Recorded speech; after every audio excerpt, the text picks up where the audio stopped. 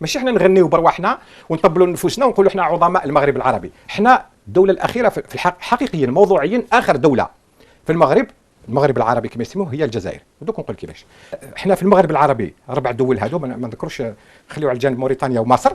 هاد الدول هادو الدوله الغير المستقره في تاريخها، اللي تاريخها القديم غير واضح ومستقبلها يعني ماشي واضح، يعني صومبر اوبسكور، يعني مظلم، يعني فيه ظلام. رؤيتنا لمستقبلنا يعني تخوف مخيفه، وحنا الجزائريين شاعرين بها باللي يستيقظوا نهار يخلص البترول، يستيقظوا لمستقبلهم، يشوفوا باللي ما عندهمش فاش يشدوا، ما عندهمش تركيز. اقتصاد، شوف اقتصاد المغرب، اقتصاد تونس ما يتحولش ما يتغيرش، كان هكذا في القرن 19 قرن 18 قرن 20 وقرن 21 ما همش مرتبطين بالبترول. الجزائر هي نتيجه النفط.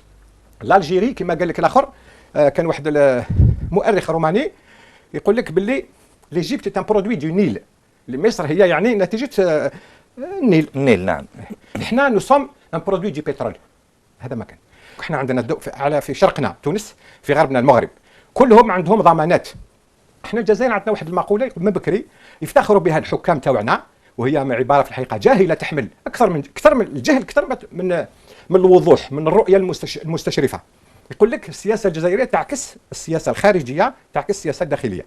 احنا نعرف ان السياسه الداخليه كانت فشل على فشل، اذا السياسه الخارجيه اذا كانت تعكس الداخل عكس الخارج عندنا فشل ايضا، وهي فشل لانه الجزائر مع عمرها دخلت في اي تحالف مع اي دوله، مع اي مجموعه من الدول، ولا على الصعيد العسكري ولا على الصعيد الاقتصادي المالي. كي طاحت بينا في التسعينيات صبنا روحنا يعني بالمديونيه خانقه، صبنا روحنا وحدنا. علاش؟ لانه دوك الدول الاخرى، الدول الكبرى اوروبا دوك عندهم علاقه ملح معنا، لان عندنا النفط. كاينه حاجه حنا رانا نزودوهم بالغاز والبترول، خاصه الغاز يحتاجوا، ما عندهمش الغاز يجيبوه من روسيا ولا، ويحبوا يتحروا من التبعيه لروسيا لاسباب استراتيجيه. عندهم الجزائر جار قبل، اما واحد ما راهو يراهن علينا، بيرسون نو باري ان دولار سور نوتر افنير. عارفين باللي الدوله الوحيده، شوف كيفاش يعني الدول الاخرى تعمل المستقبل، تبني المستقبل. احنا حاضرنا هو اعاده معيشه الماضي. نوتر بريزون ايت اون فورم، يعني اون فاسون دو ريفيفر نوتر باسي. نقول لك بالمناسبه هذه، انا شفت قبل ايام الصور اللي عطتها لنا التلفزه حول المؤتمر تاع جبهه التحرير الوطني، تابعته كما كل الناس في التلفزه.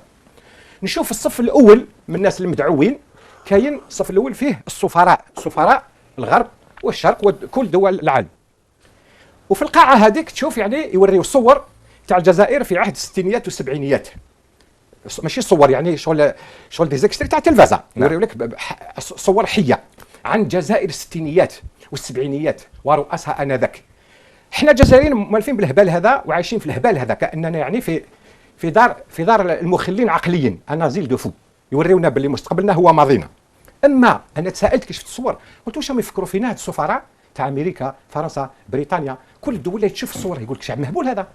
هذا الشعب مهبول، هذا الشعب يعني راهو يشوف الماضي، ما عندوش مستقبل، ما عندوش صور حول المستقبل يعطيها لنا نشوفوها، او حول الحاضر يعطينا الصور تاع المجد تاع الستينات والسبعينات. كيفاش تحب تقول نقولوا باللي احنا دوله بالصحه يعني كامله ولا رانا عندنا مستقبل؟ ما عندناش مستقبل بهذا المنطق.